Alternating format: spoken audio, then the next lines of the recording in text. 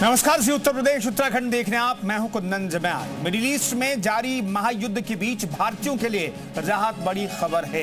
दरअसल पिछले 18 घंटों में हॉर्म्यूज स्ट्रेट से होते हुए भारत के 2 एलपीजी कैरियर शिप भारत पहुंच चुके हैं। इन दोनों में 91,000 मीट्रिक टन एलपीजी भरा है। वहीं पड़ोसी पाकिस्तान से लेकर श्रीलंका तक ये दोनों देश बेहाल है।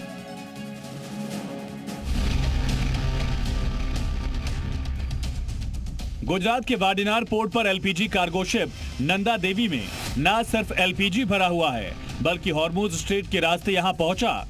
ये समुद्री कैरियर इस बात की गवाही है कि भारत में गैस की अब ना कोई किल्लत है, ना ही किसी अफरा तफरी की जरूरत।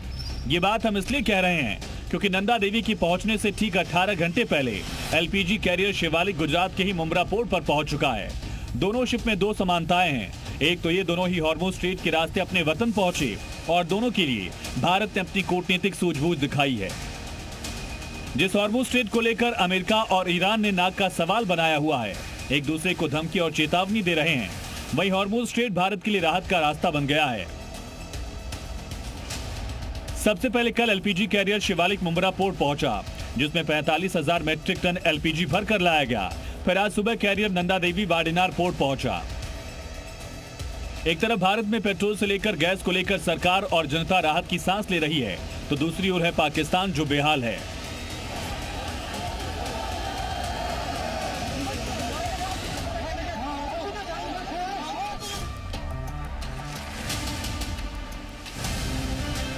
ईद से पहले कंगाल पाकिस्तान के बाजार में रौनक गायब है।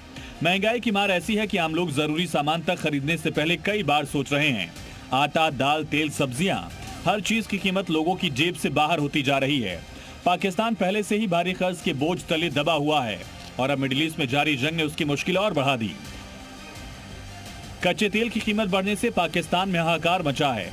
आतंक को पनाह देने वाले पहले से ही भुखमरी से जूझ रहे हैं। जंग से उसकी हालत और खस्ता हो गई है। हालात ये हो गए हैं कि वहां के लोग ईद के लिए खरीदारी नहीं कर पा रहे। पाकिस्तान में बढ़ते फ्यूल संकट के बीच सरकार ने खर्च कम करने के लिए कई बड़े फैसले लिए।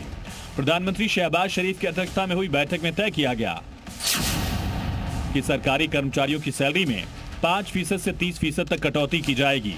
2 महीनों तक सरकारी गाड़ियों के लिए फ्यूल का इस्तेमाल 50% तक कम किया जाएगा। करीब 60% सरकारी वाहनों को सड़कों से हटा दिया जाएगा।